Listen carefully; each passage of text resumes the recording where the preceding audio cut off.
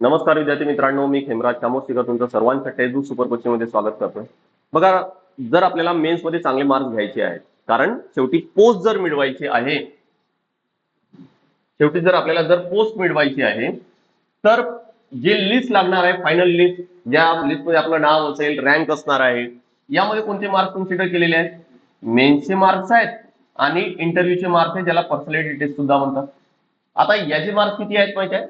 1750, जे जवळपास 86% मार्क्स आहेत आणि उरलेले 14% फक्त याचे आहेत. आता विचार करा की जर या पोस्ट मध्ये किंवा लिस्ट मध्ये आपलं नाव पाहिजे तर सर्वात जास्त कोणावर भर द्यावा लागणार आहे? Obviously men's. आणि मेन्स मध्ये जर आपल्याला चांगले मार्क्स घ्यायचे तर काय काय रिक्वायरमेंट आहे की विदिन अ टाइम, चांगल्या योग्य त्या वेळेमध्ये, दिलेल्या वेळेमध्ये आपल्याला चांगले आन्सर्स आहेत ते लिहायचे. बरोबर? याशिवाय शक्य आहे का? आणि जर तुम्ही या टप्प्यामध्ये मागे राहिलात आणि मेन्स मध्ये चला की तुमचा आता मेन्स पण क्लिअर झाली पण मार्क्स जर कमी आलेत तर इंटरव्ह्यू मध्ये तुम्हाला टॉपर येऊन पण शक्य नाही होत की तुम्हाला त्या लिस्टमध्ये नाव येईल म्हणून. लक्षात आले मी काय म्हणतोय? तुम्ही यामध्ये सर्वात लास्ट आहेत आणि यामध्ये सर्वात टॉपला आहेत, चान्सेस नाही आहे की तुमची लिस्टमध्ये नाव येईल म्हणून. पण यामध्ये तुम्ही समोर आहात आणि यामध्ये तुम्हाला ऍव्हरेज मार्क्स मिळाले तरी पण चालेल, तुम्ही लिस्टमध्ये नाव येऊ शकता. म्हणून फोकस करा कशावर? मेन्स. कसा करता येईल? दिलेल्या वेळेमध्ये, म्हणजे टाइम मॅनेजमेंट आणि त्या टाइम मध्ये तुम्हाला चांगले उत्तर आहे ते लिहायचे. बरोबर? आता काही यासाठी मी पॉइंट्स तयार केलेले आहेत, पण ते आधी बघा. हा माझा नंबर दिलेला आहे, काही क्वेरीज आहे यावर डायरेक्ट तुम्हाला कॉन्टॅक्ट करता येईल. व्हॉट्सअप चॅनल जो तयार केलेला आहे तो जॉईन करायचा, मला यावरच कॉन्टॅक्ट करा. आणि टेलिग्राम चॅनल सुद्धा इथे दिलेला आहे. आता काही पॉइंट्स म्हणजे बेसिक जो फ्रेमवर्क वगैरे आहे मी आज थोड्या वेळात शेअर करतो, पण आधी शेवटची स्लाइड डिस्कस करू. बघा, लक्ष द्या. मला हे सांगा की चांगले उत्तर हे कोण डिसाईड करणार? अरे, जो चेक करणार आहे, जो इव्हॅल्युएटर आहे तो. मग त्याला चांगले उत्तर कशावरून वाटेल? मला सांगा की चांगले उत्तर कशावरून वाटेल? त्याला वाचायला इंटरेस्ट वाटला पाहिजे. जर मी तुम्हाला एक्झाम्पल देतोय की मला काही माहिती एखाद्या व्यक्तीपर्यंत पोहोचवायचं आहे, मी काय करतोय की ती माहिती पॅराग्राफ मध्ये लिहितोय आणि तीच माहिती मी पॉइंट मध्ये देऊन लिहितोय. मला सांगा की इव्हॅल्युएटर आहे, त्याला काय चांगलं वाटेल? या थोडं सायकोलॉजिकली ह्युमन बिहेवियर थोडंसं विचार करा. ऑब्व्हियस आहे की यानुसार थोडं बेटर वाटेल. मी हे म्हणत नाही की पॅराग्राफ मध्ये लिहिणं काही चुकीचं आहे म्हणून, पण इव्हॅल्युएटर तो माणूस आहे, तो पण आळशी आहे, त्याला पण घाई आहे, त्याला पण वेळेची मर्यादा आहे. आणि हे चेक करणे की अरे त्यांनी बऱ्या पॉइंट मध्ये दिलेत किंवा सर्व त्यांनी अँगल्स पॉइंट कव्हर केलेत, पॉलिटिकल अँगल पण आहे, इकॉनॉमिकल पण आहे, सोशल पण आहे, एन्व्हायरमेंटल पण आहे, सगळे पॉइंट त्यांनी कव्हर केलेत. या पॅराग्राफ मध्ये तो काय शोधत बसणार आहे का कुठं काय लिहिलेलं आहे म्हणून? नाही. बरोबर ना? बस याचा विचार करायचा आपल्याला. आणि हे जर आपण करू शकलो, बघा की आपण अभ्यास तर केलेला असणार आहोत, कागदावर उत्तर पण लिहिलं, पण ते कागदावर उत्तर आपण कसं उतरवतोय हे विचार करा की फक्त जो इव्हॅल्युएटर आहे त्याला कसं सोपं जाईल, त्याला कसं लवकर समजेल याचा विचार करा. तर नाही हे सोपं, तर तुम्हाला मार्क्स मिळण्याची शक्यता आहे जास्त. आणि म्हणून जनरली काय सांगितलं जातं की एकदा पॉइंट फॉर्म मध्ये उत्तर लिहा, नाही तर कधी कधी ना कधी असे पॉइंट, असे डायग्राम काढून तुम्हाला लिहिता येईल किंवा काहीतरी फ्लो चार्ट ड्रॉ करून असं तुम्हाला लिहिता येईल, ज्यामुळे ना आपली तिथून अंडरस्टँडिंग समजते. इथून लक्षात येते की आपण व्हेरियस जे अँगल्स आहेत ते कव्हर केले म्हणून. मुद्दा लक्षात आलाय? बस तेच आहे बघा. Must be easy to understand. Point form का बेटर आहे? कारण ती इझी आहे अंडरस्टँड करण्यासाठी. प्रयत्न करा तेवढ्या ठिकाणी ते पॉइंट फॉर्म मध्ये लिहायचे. Can be divided with title. आणि याला काय तर जर तुम्ही पॉइंट फॉर्म मध्ये लिहिताय, याला टायटल द्या, त्याला अंडरलाईन करा असं काहीतरी किंवा बॉक्स करा, है ना?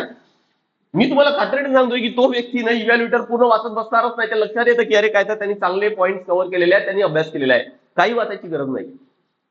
आपल्याला विनाकारण त्रास द्यायचा नाहीये इव्हॅल्युएटरला, त्याला सोपं वाटलं पाहिजे. Correct. Next, make easy to evaluator. Evaluator साठी इझी करा. यासाठी आपण डायग्राम्स आहे, फ्लो चार्ट आहे, त्याचा वापर करू शकतो. करेक्ट. प्रयत्न करा की तो जो इव्हॅल्युएटर आहे त्याचा कसा वेळ वाचवता येईल, आणि यापेक्षा यावर जर गेले तर आपला पण वेळ वाचतो. करेक्ट. जर तुम्ही यावरून यावर जर गेले तर आपले शब्द पण वाचतात, कारण शब्दाची पण तर मर्यादा आहे. शब्द पण वाचतात आणि त्यासोबत काय की आपले सगळे पॉइंट्स कव्हर होतात, 2 पॉइंट्स एक्स्ट्रा कव्हर करता येईल, 4 पॉइंट्स आपल्याला जास्त मुद्दे लिहिता येईल. म्हणून प्रयत्न काय असायला पाहिजे की आपला वेळ कसा वाचवायचा आहे आणि कशी शब्दांची मर्यादा आहे ते पण आपल्याला ठेवून त्या शब्दांच्या मर्यादेत लिहायचंय, म्हणजे शब्द पण वाचवावे लागणारच आहे. दुसरा एक मुद्दा फार इम्पॉर्टंट लक्षात ठेवा, काय सांगतोय मी, दिस इज व्हेरी इम्पॉर्टंट. आपल्याला बऱ्याचदा याकडे भान राहतच नाही, पण याची प्रॅक्टिस केलं तर हा एक्झाम मध्ये फॉलो होईल. ते म्हणजेच काय की जीएस चे उत्तर लिहिताना, जीएस 1 2 3 चे तुम्हाला उत्तर लिहिताना जे जनरल आहेत, जे काही स्पेशलाइज सब्जेक्ट नाही आहेत, तर तुमचं त्या उत्तरांमध्ये दिसायला पाहिजे की तुम्हाला त्या एखाद्या टॉपिकशी रिलेटेड, जो पण त्या प्रश्नामध्ये विचारलंय, तुम्हाला त्या टॉपिक रिलेटेड व्हेरियस पॉइंट्स माहित आहेत म्हणून, खूप व्हेरियस अँगल्स माहित आहेत म्हणून. म्हणून काय करायचंय, आपल्याला एखादी मुद्दा खूप डेप्थ पर्यंत लिहायचा आहे नाही, पण आपल्याला त्यामध्ये व्हेरियस अँगल्स कव्हर करण्याचा प्रयत्न करा. म्हणून जीएस मध्ये काय असायला पाहिजे, ब्रेड जास्त असायला पाहिजे, डेप्थ कमी असायला पाहिजे. पण ऑप्शनल मध्ये तेच जर गेलो तर ऑप्शनल काय, अरे ऑप्शनल स्पेशलाइज आहे, सर्वांचा सारखा नाही आहे. मग ऑप्शनल जर स्पेशलाइज आहे तर एखादी मुद्दा दिलाय, त्यात आपल्याला दाखवावं लागेल की आपण खरंच त्यामध्ये स्पेशलायझेशन केले म्हणून, आपण खरंच मास्टरच्या लेवलचा त्या एखाद्या घटकाचा अभ्यास केलाय म्हणून. तिथं आपल्याला व्हेरियस पॉइंट जनरल लिहायची गरज नाही आहे. आणि म्हणून हा मुद्दा लक्षात ठेवा की ऑप्शनल मध्ये डेप्थ जास्त असायला पाहिजे, ब्रेड कमी. ही रिक्वायरमेंट समजून घ्या, कारण जो ऑप्शनल चेक करणार आहे तो इव्हॅल्युएटर पण त्या विषयातला मास्टर्स असणार आहे, तो पीएचडी होल्डर असणार आहे, बरं का. त्यामुळे त्याचे पण एक्सपेक्टेशन तेवढेच आहेत तिथं. आणि जीएस चेक करणारे जनरल कोणतरी व्यक्ती असेल, तो एखाद्या विषयातला स्पेशलाइज पर्सन तिथं राहणार नाही आहे. हे मुद्दे समजून घ्या. म्हणून इव्हॅल्युएटरचा माइंडसेट समजणे सर्वात जास्त गरजेचं आहे. इथून तुमच्या लक्षात आलं असेल.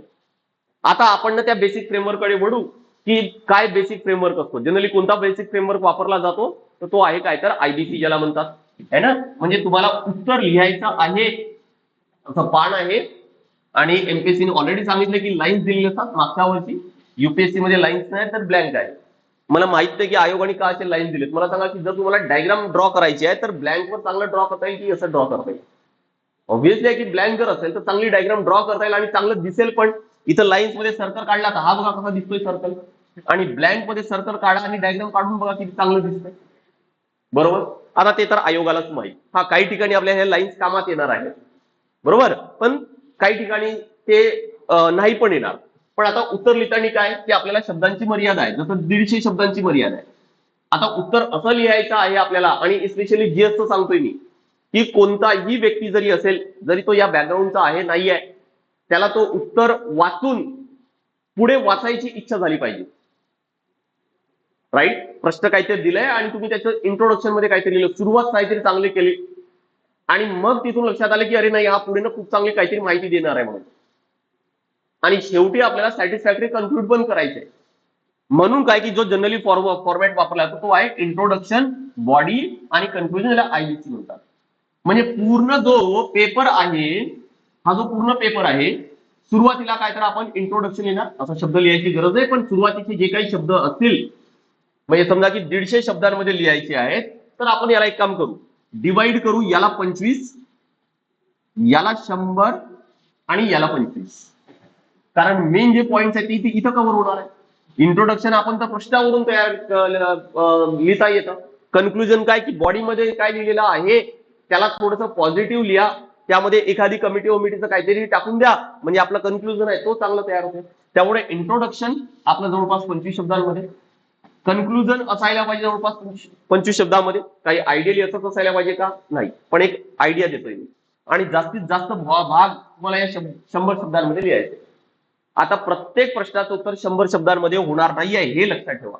हा जो बॉडीचा जो भाग आहे ना, तुम्हाला जेवढी माहिती, काय काय तुमचा अभ्यास एवढं जास्त असेल की काही बाबी तुम्हाला 100 शब्द कमी पडतील. आणि म्हणून म्हणतोय की पॉइंट्स फॉर्म मध्ये लिहा तर ते होतात बरोबर, डायग्राम काढा तर तुमचे शब्द वाचवता येतात. मुद्दा लक्षात आलाय. सो हा जो बेसिक फ्रेमवर्क आहे तो वापरायचा. आता बघा, दोन गोष्टी आहेत बरं का उत्तर लिहिण्यासाठी. दोन गोष्टी आहेत. एक आहे काय की उत्तर लिहिणे, ठीक आहे, आणि दुसरा मुद्दा आहे काय की उत्तरला चांगले करणे, उत्तराला चांगले करणे. आता आपली पहिली रिक्वायरमेंट काय असायला पाहिजे, जर तुम्ही उत्तर लिहित आहात, सुरुवातीपासूनच चांगलं उत्तर लिहिता येईल असं नाहीये. म्हणून पहिल्यांदा प्रयत्न हे करा की तुम्हाला कसं उत्तर लिहिता येईल, या फ्रेमवर्क मध्ये लिहिता येईल, टाइमच्या लिमिटमध्ये आणि वर्डच्या लिमिटमध्ये, हे आधी प्रयत्न करा. आणि मग काय तर उत्तराला चांगलं करायचंय. आता म्हणून मी काय केलं, याला म्हटलं मी प्रायमरी भाग आणि याला म्हटलं मी सेकंडरी भाग, उत्तराला चांगले करणं. आता उत्तराला कसं चांगलं करता येईल, या पॉइंट्स मध्ये जर मी एखादी रिपोर्ट टाकले, त्या रिपोर्टला हायलाईट केलं आणि त्या रिपोर्टने नेमकं काय म्हटलेलं आहे, किंवा एखादी रिपोर्ट आली, एखादी रँकिंग आली, त्यामध्ये भारताचा नंबर काय आहे तो मी हायलाईट करून दिलंय, तर जो चेक करणार आहे त्याचं लगेच लक्षात जातं की अरे याचा सखोल अभ्यास याचा झालाय म्हणून, आणि तिथे आपण हायलाईट करून ठेवलंय. मग काय झालं, आपलं उत्तर चांगलं झालं, ज्याला आपण म्हणू व्हॅल्यू ऍडिशन. मग हा जो भाग आहे याला मी म्हटलं सेकंड, बरोबर. पण पहिलं हा आधीचा रेडी असायला पाहिजे, हा प्रायमरी आहे, हा मस्ट आहे. उत्तर चांगलं असणे हे मी सेकंडरी कन्सिडर करतोय का, कारण हे तुमचं आधी असणं पक्का असणं गरजेचं आहे, म्हणून मग हे येणार. आणि म्हणून बघा आता की तुमचं हा जो भाग आहे ना की आयबीसीचा भाग, इंट्रोडक्शन, बॉडी आणि कन्क्लुजन, प्रयत्न करा की हा तुमचा क्लिअर विजिबल असायला पाहिजे. उत्तर लिहिण्यावर मी फोकस करतोय. मार्क्स डिवायडेड असेच होणार आहेत, असेच होणार आहे. 150 मार्कचा शब्दांचा आहे, 15 मार्कचा आहे ना, तर तुमचे मार्क्स सुद्धा तसेच डिवाइड होईल. 5 सॉरी 2.5 10 आणि 2.5 असं काहीतरी डिवाइड होईल, किंवा थोडेफार 1-2 मार्क्स इकडे तिकडे, पण जास्तीत जास्त मार्क्स बॉडीला असेल, याला कमी असणार आहे. आणि म्हणून जर ते ठळक दिसलं आहे तर तो मार्क्स देणार आपण तसाच देतो की 2.5 आहे ना, चला इथे चांगला लिहिलंय, किंवा 1 मार्क देऊ किंवा 2 मार्क देऊ, असं. हा चांगला लिहिलंय 1 देऊ किंवा 2 देऊ, इथं 10 पैकी तो चांगला लिहिलंय का 3 देऊ, 4 देऊ की 5 देऊ, हे असा तो ठरवणार आहे. आणि मग काय होणार, हे टोटल तो देणार. हा मुद्दा चांगला लक्षात ठेवा. नेक्स्ट टू द पॉइंट लिहायचा आहे. सर्वात आधी प्रश्नाची डिमांड समजून घ्यायची आहे आणि डिमांडच्या बाहेर लिहायचं नाहीये, त्यामुळे टू द पॉइंट लिहा. मल्टी डायमेन्शनल असायला पाहिजे. जर तुम्ही पॉइंट्स लिहत आहात तर तुम्हाला म्हटलं मी सोसायटल आहे, पॉलिटिकल आहे, इकॉनॉमिकल आहे, एन्व्हायरमेंटल आहे, कोणकोणते अँगल्स तुम्हाला त्या एखाद्या प्रश्नामध्ये कव्हर करता येते ते कव्हर करायचे आहे तिथं, राईट. त्यामुळे मल्टी डायमेन्शनल अँगल लिहायचे. इथं तुम्हाला सस्टेनेबल डेव्हलपमेंट गोल्स, एसडीजी, त्याचा खूप जास्त फायदा होईल. तुम्हाला बऱ्याच प्रश्नांमध्ये एसडीजीचा उल्लेख सांगता येईल की एसडीजी मधील हा पॉइंट आहे किंवा तो एसडीजी आहे, तो एसडीजी आहे, तो टाका, नक्की फायदा होईल. Correct. Next, linkage in answer. तुम्ही या असा रॅन्डम राहायला नाही पाहिजे. इंट्रोचा इथं काहीतरी लिंक असायला पाहिजे, याचा इथं असायला पाहिजे, इथं पॉइंट्स मध्ये एकमेकांसोबत लिंक असायला पाहिजे. मी काय म्हटलं, वाचणाऱ्याला तो स्मूथ वाटलं पाहिजे, वाचणाऱ्याला इच्छा झाली पाहिजे की पुढचं वाचावं म्हणून, आणि म्हणून तो लिंक आहे ते असायला पाहिजे. आणि लास्ट जो पॉइंट आहे तो आहे काय, तर हा उत्तर लेखनाला कसं चांगलं करता येईल, तर त्यासाठी फॅक्ट्स आहेत ना, व्हॅल्यू ऍडिशन ते करायचे आहेत. मग ते कसे करता येईल व्हॅल्यू ऍडिशन, ज्यासाठी मी त्याला सेकंडरी पॉइंट म्हटलं. यासाठी प्रयत्न करा की सेपरेट डायरी मेंटेन करायचे. तुम्ही जर प्रयत्न करत असणार ना की जिथं तुमचे रेग्युलर नोट्स आहेत तिथंच त्या टॉपिक नुसार मी ते काही पॉइंट्स ऍड करून ठेवतो, तर हे फॅक्ट्स आहेत, वेळेवर आठवणार नाही. मग काय करायचंय, यासाठी एक वेगळी डायरी मेंटेन करायची आहे. आणि त्या डायरीमध्ये तिथं लिहायचे तुम्हाला की एखादी पॉइंट लिहिला की तो जीएस 1 शी संबंधित आहे का, जीएस 1 शी संबंधित आहे तर तो कोणत्या टॉपिकशी संबंधित आहे ते लिहायचे. तो जीएस 2 शी संबंधित आहे का, मग तो कोणत्या टॉपिकशी संबंधित आहे ते लिहा. आणि हे डायरी जे आहेत जे लिहिलेले आहेत हे पाठ करायचे. मग तुम्हाला सडन आठवेल की अरे नाही, तो पॉइंट जर डायरीमध्ये दिला होता, लगेच उचलून इथं पुट करा म्हणून. आले लक्षात, या पद्धतीने करायचं आहे. सो सेकंडरी पॉइंट साठी काय करायचे, तुम्हाला डायरी मेंटेन करायचे. यामध्ये तुम्हाला काय काय लिहिता येईल व्हॅल्यू एडिशन करण्यासाठी, रिपोर्ट्स आहेत, जजमेंट आहेत, करंट अफेअर्स आहे, कमिशन आहे किंवा एक्झाम्पल्स आहेत काही, हे लिहा. डायग्राम काढता येईल तुम्हाला, ग्राफ्स आहेत, फ्लो चार्ट आहेत, माइंड मॅप आहे, टेबल आहे, केस स्टडी आहे, मायक्रो डायग्राम आहे, यांचा सुद्धा वापर तुम्हाला करता येईल. या पद्धतीने करा. आयडिया एकच असू द्या, इव्हॅल्युएटरला सोपं गेलं पाहिजे, त्याला वाटलं पाहिजे की बढिया उत्तर लिहिले म्हणून. आणि ऑब्वियस आहे की यासाठी तुम्हाला प्रॅक्टिसची नक्कीच गरज पडणार आहे. चला, क्लिअर झालंय सर्वांना की उत्तर लिहायचं आहे, पण चांगलं उत्तर लिहायचं आणि ते कसं लिहिता येईल हे सर्वांना इथून क्लिअर झालंय.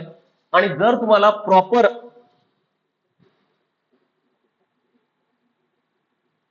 जर आन्सर रायटिंग करून इव्हॅल्युएशन करून जर हवं असेल तर आपला जो मागच्या वर्षी जो सुरू झालेला होता गुरुकुल प्रोग्राम 2025 मध्ये पण आपण घेतलेला होता. बऱ्याच विद्यार्थ्यांना याचा फायदा झाला आणि बरेच प्रश्न इथून रिफ्लेक्ट झाले परीक्षेमध्ये जसे तसे. या वर्षी सुद्धा आपण एमपीएससी राज्यसेवा मेन साठी गुरुकुल प्रोग्राम सुरू करतोय. यामध्ये लक्षात ठेवा की रोज तुमचे लाईव्ह क्लासेस होतील. प्रश्न दिल्या जाणार.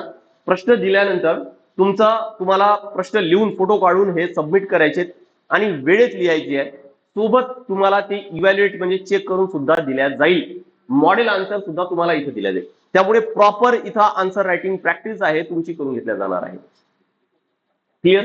जर कोणाला राज्यसेवासाठी प्री आणि मेनचं बेसिक फाउंडेशन बॅच जॉईन करायचं तर स्वराज्य 2.0 बॅच आहे. सर्व कव्हर होणार. लाईफ टाइम साठी एकमेव अशी ही बॅच आहे. Live plus unlimited recorded sessions आहेत. एनसीईआरटी फाउंडेशन आहे. इंटरव्ह्यू प्रिपरेशन आहे. 18 बुक्स इथं तुम्हाला मिळणार आहे.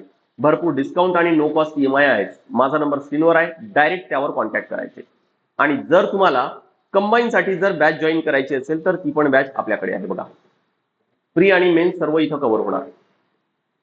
प्री आणि मेन्स कव्हर होणार. Live plus unlimited recorded sessions आहेत. मॉक टेस्ट, स्टडी नोट्स आहे, प्रॅक्टिस क्वेश्चन आहे, करंट अफेअर्स आहे आणि प्रत्येक विषयासाठी डेडिकेटेड एक्सपिरियन्स फॅकल्टी टीम सुद्धा आपल्याकडे आहे. चला, आय होप की क्लिअर झालं असेल. तर नेक्स्ट सेशनला भेटूया आपण. This is all from my side. Thank you very much.